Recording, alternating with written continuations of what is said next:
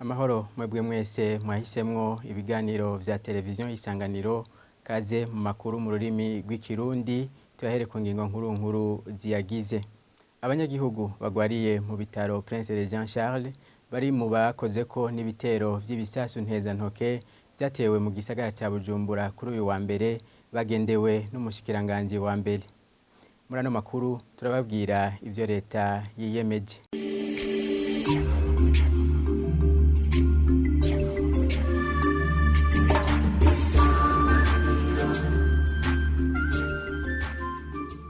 Imanza zose zihuriramwo abantu benshi nizo zahagaritswe mu ndwi hagati ukuyemwo urubanza rwo guhamba n'imigigwa bijana. Muri ano makuru murakurikira insiguro z'ubushikiranganje mu byo bujejwe harimwo intwaro yo hagati sangwa ikaze.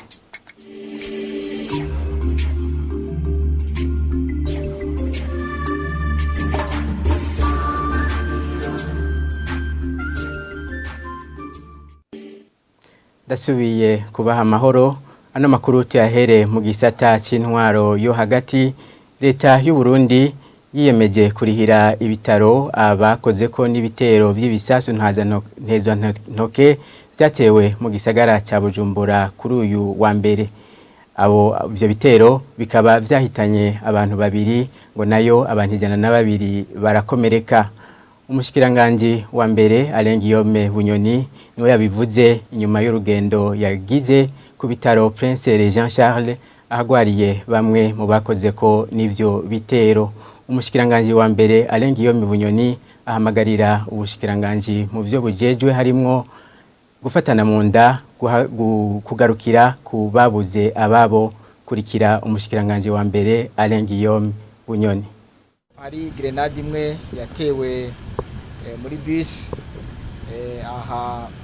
hahoze isoko rya kera, yindi nayo iterwa hafi yo kwijabe. Iyo rero yatewe hari abantu benshi, ni nayo yakomerekeje abantu benshi bashika 104. Muri abo bakomeretse babiri baritavye Imana, hanyuma abarenga 50 bakomeretse bisanzwe barashoboye guca bavugwa baca barataha. Bari twaje rero bwa mbere kugira ngo tugarukire kuri abo bahuye n'iryo sanganya, tunabahumurize tubamenyeshe yuko bwa mbere boshira umutima mu nda ko bazovugwa neza kandi ivyankenerwa byose bakabikorerwa.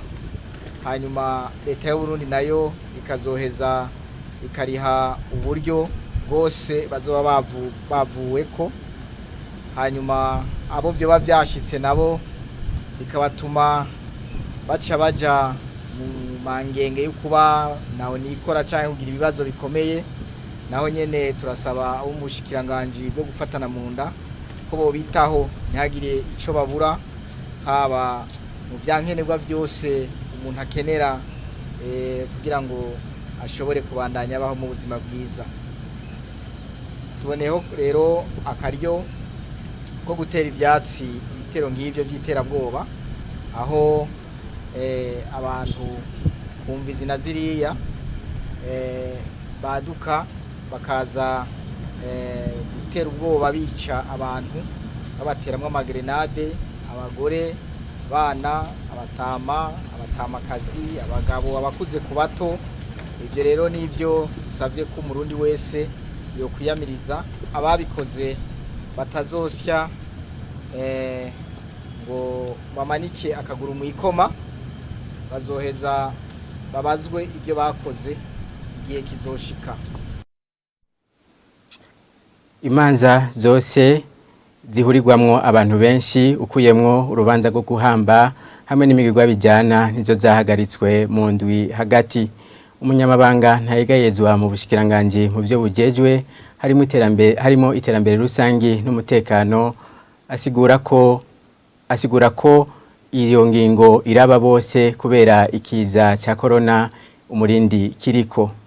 Martin Teretse avuga ko izindi manza ziyekuriwe gukorwa ku misi ya gatandatu n'iyimana. Kurikira Martin Teretse n'umunyamabanga ntayegayezwa mu bushikiranganje mu byo bujejwe harimo intwaro yo hagati mu gihugu. mu nama shikiranganje heruka harafashwe ingingo yuko imanza zose zakorwa hagati mu ndwi zihagarara zigakorwa mu misi ya gatandatu no mu misi ku musi w'Imana cyane cyane imanza z'ubugeni, imanza zo gukwa no gukosha, imanza bitangwa anniversaire n'izindi zose muzi zamaze zikorwa n'abarundi kazi eka n'aba mu Burundi havuyemwo urubanza rumwe rwonyene, urubanza rw'amaziko, kuko amaziko ntategurwa, amaziko azagiturumbuka kuko n'umuntu aba yitavye Imana yashengeye gushira mu ngiro ingingo y'inamashikiranganje ico ntikirimo. Abene gihugu bamenya yuko amaziko abandanya nibikurikira byose ko n'imigenzo y'ikirundi na cyane cyane ibyo gukaraba, iyo ngingo ntibiraba. Ni ingingo yo gukingira abarundi bose muri rusange, si ingingo yafatiwe umuntu. Izo rero abo bantu bateguye amamanza yobaye kuwa kane, kuwa gatanu, kuwa gatatu, kuwa mbere, barafise abo bagiraniye amasezerano baca bagenda bakavugana, kuko ingingo yafashwe ntabanduka kandi ija mu ngiro uwo guhera umunsi ifatiwe. Byumvikana ko rero hari n'abaje gusaba ko twobaha ico bita derogation, twarabankiye kuko ingingo nk'iyifashwe ugashuza urashira ko amaderogation bica byanka.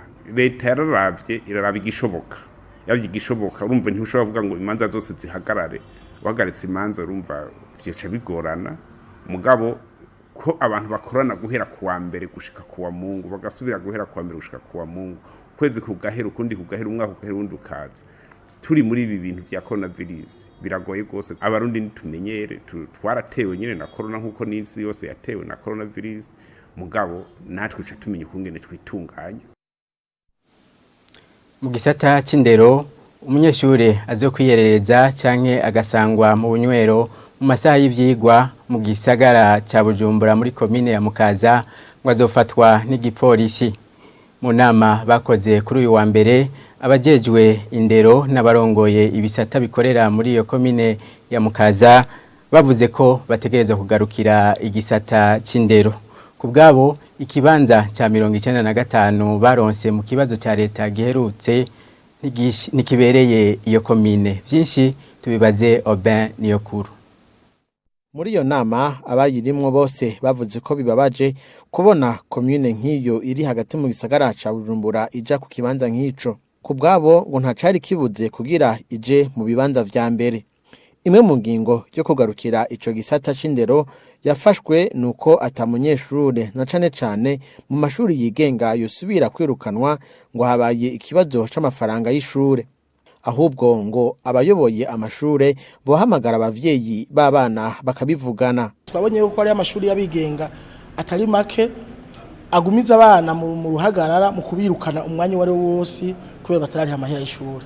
Twafashe ingingo yuko kizira kikaziririzwa yuko umwana yirukana ku ishuri kubera atatanze amahera y'ishuri, ahubwo abavyeyi n'uburongozi bw'ishuri bigire hamwe baronke umuti botora ukuntu amahera y'ishuri azohora arihwa, mugabo apana kubirukana abana. Uwo mutegetsi yanavuze ko abanyeshuri biyerereza mu masaha y'ishure bagiye kuza barafatwa. Twafashe ingingo yuko umwana inzego z'igipolisi n'intwari zizobona ariko ariyerereza mwibarabara canke mu bunywero canke mu maresitora yambaye umwambaro w'ishuri, uwo mwana azofatwa agashikirizwa ku kirindiro cy'igipolisi cegereye hafi canke agasubizwa ku ishuri gushika umuvyeyi wiwe aje kumutora nyene, kuko twabonye yuko ngaha hagati mu gisagara kenshi usanga amasaha y'igitondo abana bambaye uniforme bari mu bunywero.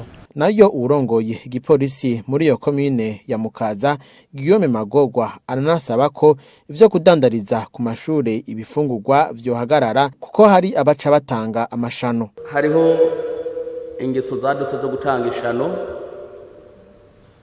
kandi mbere bakaritanga mu kivunga.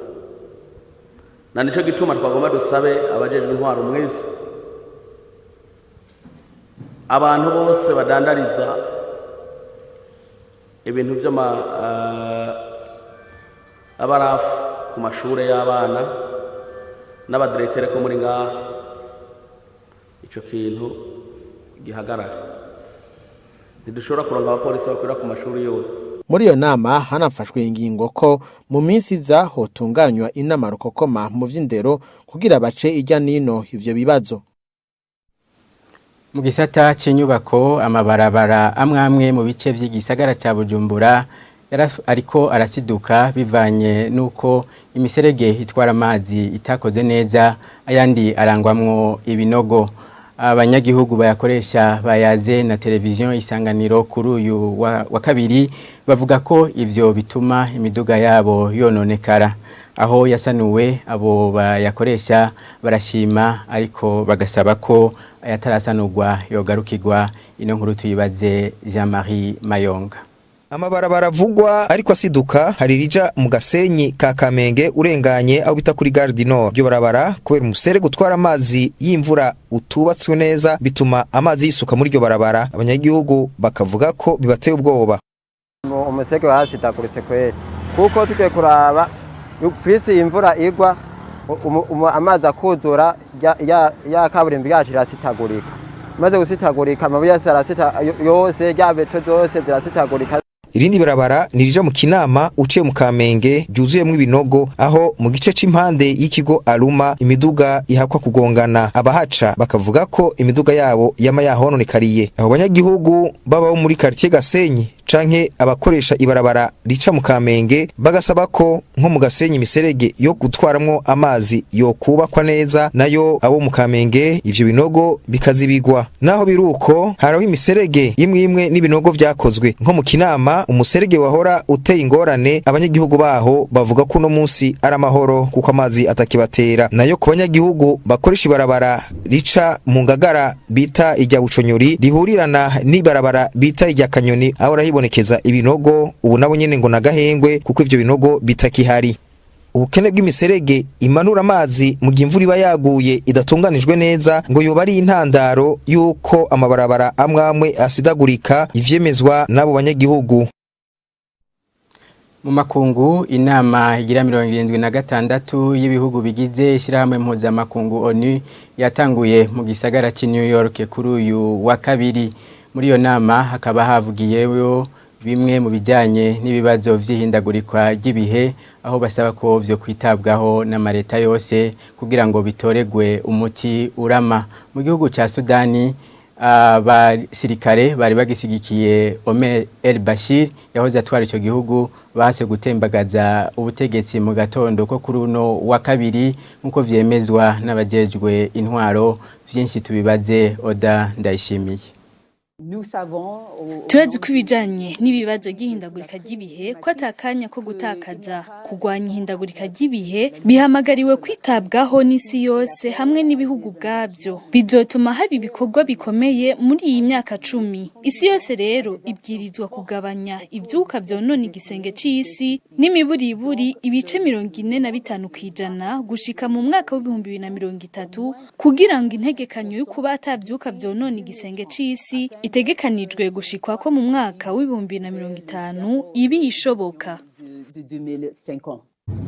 Mu gihugu ca Sudani ku mbuga ngurukana bumenyi hagumye haca kwayo mashusho yerekana abasirikare n'ibimodoka vy'ingwano mu mabarabara avugwa ko ari ya Khartoum kuri uyu wa kabiri. Ivyo vyahavuye vyemezwa na televiziyo yo mu gihugu ca Sudani. Uyu mumenyesha makuru avuga ko mu bucagucagu bwo kuri uyu wa kabiri igenekerezo rya 21 nyakanga 2021 umutekano wagarutse inyuma yo gushaka guhirika ubutegetsi byakozwe n'abasirikare bari bagicuditse na leta yahahora. Sijyambere hageragejwe guhirika ubutegetsi bwa leta mfata kibanza iriho ubu isanzwe igizwe n'abasirikare hamwe n'abasoda yavuye mu masezerano yabaye hagati y'igisirikare hamwe n'abagize imigwi ya politike yagwanije Omar el-Bashir. Mugabo gushika ubu abasivile biracasa nibibagora gutwara imbere y'abasirikare mu kurindira amatora ategekanijwe mu mwaka w'2024. Nino kuri iyo nkuru duciye turangiriza ko amakuru twari twabateguriye. Reka nshimire mwese mwafasha kanya ko kuyakurikira. Abandi shimiye ni bagenzi banje bo mu ruganda rwa televiziyo Isanganiro badufashije kuyegeranya ibiganiro vya televiziyo Isanganiro birabandanya.